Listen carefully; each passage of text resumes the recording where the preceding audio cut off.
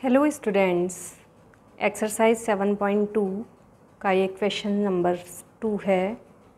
Find the coordinates of the points of trisection of the line segment joining 4, -1 and -2, -3। तो बच्चों इसमें question में ये बोला है कि ये जो दो पॉइंट्स दे रखे हैं क्वेश्चन में, है ना, सपोज़ ये ए पॉइंट है 4, -1 और ये बी पॉइंट है -2, -3, ठीक है। और इनको जॉइन करने वाली ये लाइन हो गई ए बी, और ए बी लाइन को 3 पार्ट्स में डिवाइड कर रहे हैं ये पी पॉइंट और क्यू पॉइंट, ठीक है। ये पी और क्यू पॉइंट क्या हैं? Point of trisection. तो इक्वल पार्ट्स में डिवाइड कर रहे हैं, मतलब A P is equal to P Q is equal to Q B. इस तरह से पी पॉइंट और क्यू पॉइंट ए बी को डिवाइड कर रहे हैं, ठीक है। A P is equal to P Q is equal to Q B. तो अब हमें पी के कोऑर्डिनेट्स और क्यू के कोऑर्डिनेट्स बताने हैं।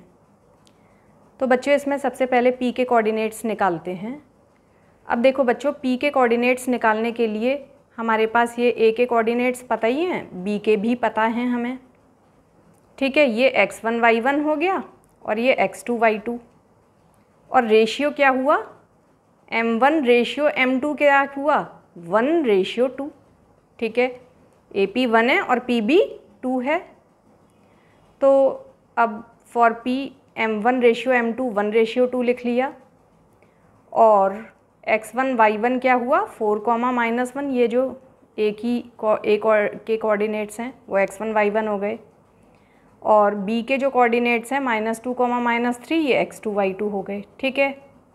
अब p पॉइंट के कोऑर्डिनेट्स निकालने हैं। अगर हमें x फाइंड करना है तो सेक्शन फार्मूला ये यूज़ करेंगे ना, x is equal to m1 x2 plus m2 x1 upon m1 plus m2। इसमें वैल्यूज़ डाल दी, m1 x2 यानी 1 इंटू -2 आ जाएगा, m2 यानी कि 2 है ना, m2 x1 है ना, तो 2 इंटू 4 क्या हो गया? 8, ठीक है, अपॉन m1 प्लस m2 क्या है? 1 + 2 3, वो लिख दिया। तो बच्चों क्या आ गया? -2 + 8 यानी कि 6/3, 2 आ गया। x की वैल्यू 2 आ गई। अब p का हमें y कोऑर्डिनेट निकालना है, तो y के लिए सेक्शन फार्मूला ये है m1 y2 plus m2 y1 upon m1 plus m2, ठीक है। m1 y2 यानी 1 इंटू -3 हो गया।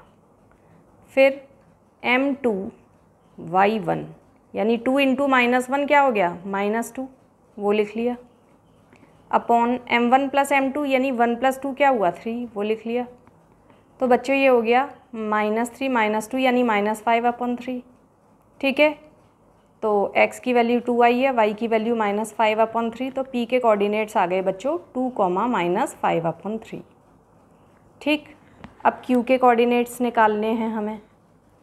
तो q के कोऑर्डिनेट्स के लिए मैं सेक्शन फार्मूला नहीं लगा रही बच्चों, आप चाहो तो लगा सकते हो। कुछ बच्चे तो q के लिए क्या करते हैं, ये वाला है ना, m1 2 हो गया और m2 1 हो गया, m1 रेशियो m2 2:1 लेके कर देते हैं, वो भी कर सकते हो। लेकिन मैंने क्या किया है यहाँ, मैंने बच्चों क्या किया है, इस लाइन को पी क्यू बी को इतने इस पार्ट को दोबारा से ड्रॉ कर दिया, देखो, ठीक है। पी क्यू बी, पी के कोऑर्डिनेट्स हमारे आ चुके हैं ना, वो लिख लिए यहाँ। बी के कोऑर्डिनेट्स हमें पहले से पता थे, -2, -3, ये वाले, वो लिख लिया। और क्यू के कोऑर्डिनेट्स फाइंड करने हैं। तो बच्चों m1 रेशियो m2 जो है 1:1 हो गया ना, क्योंकि क्यू मिड पॉइंट है पी बी का, है ना। तो क्योंकि पी क्यू और क्यू बी इक्वल हैं तो क्यू मिड पॉइंट हुआ। पी के कोऑर्डिनेट्स तो बन गए x1 y1, बी के कोऑर्डिनेट्स बन गए x2 y2, और m1 रेशियो m2 हो गया 1:1। तो बच्चों मिड पॉइंट के जब कोऑर्डिनेट्स निकालते हैं उसके लिए मैंने आपको मिड पॉइंट फार्मूला बताया है ना, जो एक्सरसाइज 7.2 का बेसिक कॉन्सेप्ट मैंने समझाया है उसमें मैंने मिड पॉइंट फार्मूला समझाया है, तो यहाँ मैंने वही यूज़ किया। ठीक है, ये देखो मिड पॉइंट फार्मूला यूज़ किया है Q के लिए, है ना। x कैसे निकालेंगे, x1 प्लस x2 अपॉन 2, यानी 2, x1 की वैल्यू 2 है और x2 की वैल्यू -2 है, तो x1 प्लस x2 यानी 2 - 2 अपॉन 2, 2 - 2 0 हो गया, 0 अपॉन 2 क्या हुआ 0। फिर y कैसे निकलता है, y1 प्लस y2 अपॉन 2, ये फार्मूला है। y1 की वैल्यू -5 अपॉन 3, y2 की -3। ठीक है, तो इन दोनों को लिख लिया अपॉन 2। अब जैसे फ्रैक्शन सॉल्व करते हैं, -5 अपॉन 3, -3 को सॉल्व किया तो ये क्या आया, -5 - 9 अपॉन 3, 3 LCM है ना। और फिर ये लाइन बड़ी वाली है ना, और फिर 2 लिख लिया अपॉन 2 है ना, इसलिए। अब देखो बच्चों ऊपर -5 और -9 क्या हो गया, -14 अपॉन 3, फिर ये बड़ी लाइन और फिर ये 2 है ना। मतलब न्यूमरेटर जो है, ऊपर वाला हिस्सा फ्रैक्शन में है और नीचे वाला फ्रैक्शन में नहीं है। ऊपर वाला फ्रैक्शन में है तो बच्चों इसका जो डिनोमिनेटर है वो शिफ्ट होता है, तो 3 नीचे शिफ्ट हो जाएगा।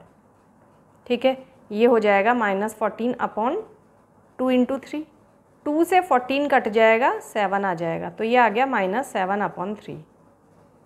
ठीक है, तो बच्चों Q के कोऑर्डिनेट्स आ गए 0, -7 अपॉन 3।